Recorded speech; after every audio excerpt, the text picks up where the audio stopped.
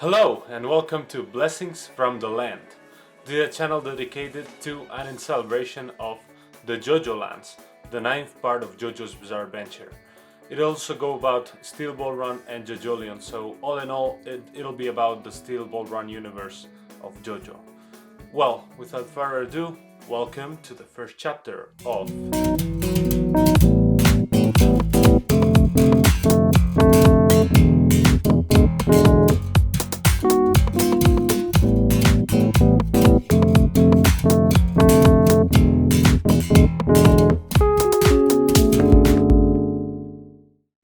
Okay, so chapter 1, point for point. Our setting is Hawaii, the subtropical islands.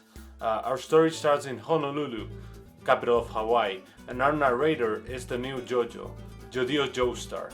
There are two JoJos in this part, Jodio and Dragona Joestar. They're brothers, making everyone who had a twin JoJo's theory happy, even though they're not twins. Set in current time, 2023, there's talk of COVID and Dua Lipa. And Araki's making an effort to make them talk like Gen Z kids, which is fucking great. This means that the main cast of JoJolion will be about 30 years old when this happens. If they return, which of course they will. Well, this is the story about how I became filthy rich. This is the premise. Much like this is a story of how I was able to walk again in part 7, and this is a story about lifting a curse in part 8. This story is about wealth. Jodio and Dragona are criminals, at only 15 and 18 years of age respectively. They smuggle drugs, they have no problem selling it to kids in their schools, steal from others, confront the police, and especially Jodio doesn't seem to have a very strong moral compass. So they are looking like a very strong contrast to Giorno and Passione in part 6. Then it was the Italian mafia Passione, and now it's whatever's going on in Honolulu. So they are planning on stealing a diamond through their boss, Meryl McQueen, who manages a store as a front to sell drugs and everything else illegal that's going on, which apparently is quite a lot. So they're only getting a 2% cut from 4 or 6 million diamond, I don't exactly remember. And she gets 19%, so she's quite an exploitative boss. They're only gonna get about $40,000 each. So that's not how they're gonna become rich, right? In JoJolion 110, the final chapter, Josuke stated that there might be some more Rokakaka fruits in the southern islands. I believe this is what they will find eventually, because each fruit is worth millions. That is the great wealth I believe that Jodio and gang are gonna come across. With everything that entails, the stamp fights may be a conclusion to the Rock Human story in part 8, though we're not quite sure what's gonna come of it. Thematically, once again, Jodio being greedy is reminiscent of part 8, specifically of both the Rock Humans and Jobin Higashikata. Is he really walking the right path, as Araki states? Well, we'll have to wait and see, but Dragona, for now, is looking like the voice of reason. One very important thing that we got out of this chapter is the updated Joestar family tree. Joseph Joestar, Fumikun, who we saw in the final flashback of Radio Gaga in JoJolion, had a second daughter, who we knew nothing of. She's called Barbara Ann Joestar, which I believe is a reference to the Beach Boys, if I remember correctly. Barbara Ann. Well, yeah, she's the sister of Holly Joestar, which means, yay, Joseph is not a cheater in this universe. They are legitimate grandsons. That's great. At least as far as we know, of course. So yeah, it's not Josuke and Yasuo's child, which a lot of us thought, and it's not another oddball inclusion to the Joestar family. They are true-born Joestars, even though they're very weird, and it's nothing like we had in part 8, which was very difficult to explain. No. These are the grandsons of Joseph Joestar, much like we had Jotaro in the original universe. So everything seems to be more straightforward in this story compared to JoJolion, which was very much a mystery. Jody and Dragona are gonna be Josuke's cousins, regardless of age difference. So we're gonna see if they, when and if they meet, what this will mean for the story. About the stands, we know 3 of them. We have November Rain of JoJo, it's a reference to Guns N' Roses. Smooth Operators, Dragona, is a reference to Sadie from Love Deluxe. Well, not Love Deluxe, the album before that. Smooth Operator, very, very famous song. And then there's a Hustle, who's the stand of Paco Laburantes, who is another one of the gang who are gonna steal a diamond. Fun fact: my grandpa is called Paco, and we come from a Spanish family, and all of these names have come from Spain. Paco is my granddad. Frank is my father, and I am Kiko, so it's a family of Franciscos, and Paco is a variant of Francisco. So yeah, the stands look really fucking dope. It's continuing with the robotic treatments that we saw in part 7 and 8. So we'll have to wait to see what they can really do. Probably November Rain is the most unique looking stand from a main JoJo thus far. If it looks like anything, it looks... Some people online are making the joke that it looks like fun Requiem. So yeah. About Dragona, there's been a little bit of discourse talking about Dragona and their treatment in the story. The first scene is a sexual assault scene, a scene with a crooked officer who's trying to grope them with the excuse of looking for drugs or something. It's reminiscent of part 2, where the crooked policemen of New York are trying to steal from Smokey, or are trying to intimidate Smokey, and then Joseph comes in. Well, here's Jodio who comes in. So, is the groping scene problematic? Well, I don't think so. We've had similar scenes before. We had a much more extreme one in part 7 with the funny Valentine and Lucy, which was an explicit rape scene. So yeah, this is resolved quickly and it devolves into a kick-ass action scene. So yeah, talking about them, why am I referring to Dragona as a they? It isn't because they're non-binary. It's because it's not fully clear from this first chapter their sex, whether they're a man or a woman. In the groping scene, apparently it turns out they have a penis, and it turns on the officer. And later it's said that Dragona had breast implants before. So one would conclude that they're a trans woman, right? But Jodiel refers to them as Big Brother, Nissan, a couple times. This is in the original canon manga in Japanese, but then the English translated, Himu wa Mata Otoru or something like that, refers to them as Big Brother. No, I mean, the chapter gives them he/him pronouns, but the translator said that it's his interpretation, so we're not 100% on this.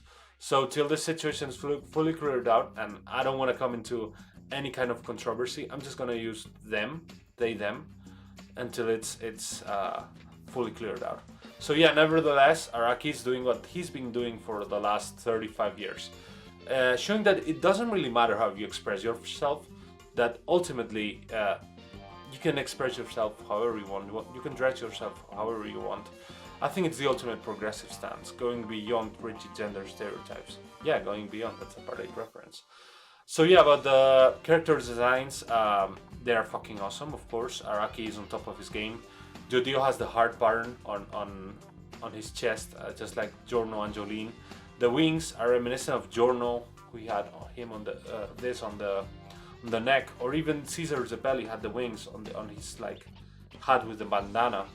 The arrows are reminiscent of earlier parts, as well as some older manga from Araki, like Cool Shock BT. He rocks a ponytail, much like Giorno and Jolene, which is another reference to them. And he has a November mark on his sweater, which is a reference to his stand November Rain. And the entire getup, like his sweater, reminds me a lot of Jobin. When I first saw his drip, his attire, I thought that he was gonna be the second son of Higashikata Jobin. But yeah, apparently that's not the case. Overall, grade 9 out of 10, one of Araki's best designs yet. Dragona is inspired by dragons yet. She has a D with a dragon on her chest and also on the arm. and she's very reminiscent of Hermes from part 6. Not only the hairstyle with the dreadlocks, but also the fact that in part 6 Hermes was called Big Bro a couple of times. So I think Araki's trying to do a callback there. So yeah, about the inspirations of this chapter, I think this chapter or this story is kind of inspired by Guy Ritchie movies, of all things. Araki's never been shy of making his inspirations shine through in his work. The setting feels very inspired, especially by the movie Snatch, where you remember the whole stealing a diamond plot, where they lose it and they become entangled in drama with the mafia, and it's great. The similarities are not only plot-wise, but also in the way of telling the story. Araki uses very quick panels, which are reminiscent of that movie and also movies from that director, that film editing style. And I think we'll have to wait and see, but it's an interesting point of view of a possible inspiration of what Araki is doing here.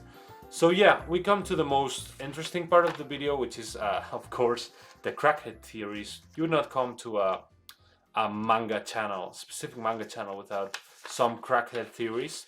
So first theory: who is Jodio's dad? We know that Berber and Joestar is the mother, but we don't know about the fathers. I think Jodio and Dragona may actually be brothers from different fathers. They have different color skin, unless Dragona has a tan on, which could be. And we don't know. So she likely had a person of color as a father, a black person.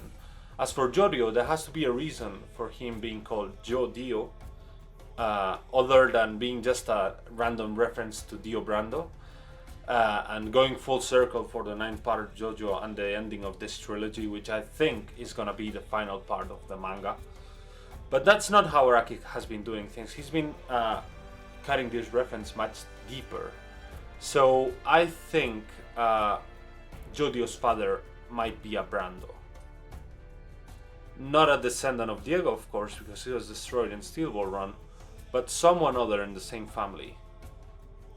I may even go a bit further, and it might be Flashback Man himself, the infamous Flashback Man from JOJOLands, who the community has been calling Divo Bravo for a while. But seriously, considering his design and the similarities to Jodio, couldn't he be called Divo Brando? Okay. Next theory: who is the Japanese person they want to steal a diamond from? It's stated that they are gonna steal a diamond from a Japanese state, from a rich person, a millionaire, who's going for a couple weeks to spend in Honolulu. It's most likely gonna be someone from the Higashikata family, isn't it? They're wealthy and they travel a lot. If you remember, in JoJoLands, Jobin, when he was introduced properly, he just came back in his Ferrari from a trip to Singapore. So who from the family? I think it's probably gonna be either Josuke or Norisuke IV, who's gonna be on his 60s, this time late 60s, or Tsurugi, or probably even Joshu. Joshu could be a very interesting character to analyze as a mentor figure. Either way, I think these as stated in the narration at the end of the episode, these kids are gonna get humbled real hard by some of the party cast. Next theory: the Honolulu volcano is a devil's bomb. That's really it. I think that volcano, it's had a lot of emphasis, just like we had the devil's bomb in part 7 and the wall eyes in part 8. The volcano is what's gonna trigger the creation of standos in this part. So yeah, what is the mechanism? Some people thought that the mechanisms are just a new name for the stands, but that was just a mistranslation. And what it is, it's like another one of Araki's technical terms to define how his stories work. Part 5 had fate, part 6 had gravity, part 8 had flow and calamity. It just adjusts to Jodio's character as the narrator of the story. So yeah, I have a couple more here in paper. It's just one more, which is that Meryl May Kui, the manager of the store, the one that's having the kids sell the drugs, is a rock human. And I've been cut by these theories before because I really thought that Higashikata Kato was gonna be a rock human, but she wasn't. So yeah, she sells drugs to minors through other minors, confiscates them as the school's principal, and then resells them again. Rock humans, if you remember in JOJOLion, are supposed to infiltrate all spaces of human society, and they just become parasitic to them and they exploit humans. So I think Meryl McQueen being a rock human, which also adjusts a lot to her design being so huge and so strange, would be really interesting to see. But yeah, we'll see. So anyway, guys, this was chapter 1 of this new channel, Blessings from the Land, discussing Mechanism, chapter 1 of the JOJOLands. So what can you expect from this very humble channel? What I'm gonna do is just every month you're gonna have just like you had in this video, you have a review of the current chapter with some theories and some analysis of the plot, and then I'm gonna do more videos. I'm gonna do character analysis, I'm gonna do plot analysis. I'm also gonna do some thematic analysis going back to part 7 and 8 because it's all part of the same story and I want to look at it fully from that perspective. So yeah, I'm gonna be there. I'm gonna be doing also some short videos, and you can catch me here on YouTube. You can also find me on Instagram and Twitter and TikTok. So yeah, that's the 4 socials, and I hope to see you all there soon. And I don't care about views or any of that, but I'm just here to vent, to express my love for JoJo, which is very deep, with all of you guys. And I thank you all so much for being here and supporting and watching. And please tell me what you thought of this chapter in the comments, and tell me your theories, and let us discuss in there. So yeah, anyway, guys, thank you so much for watching, and see you soon. See you next time.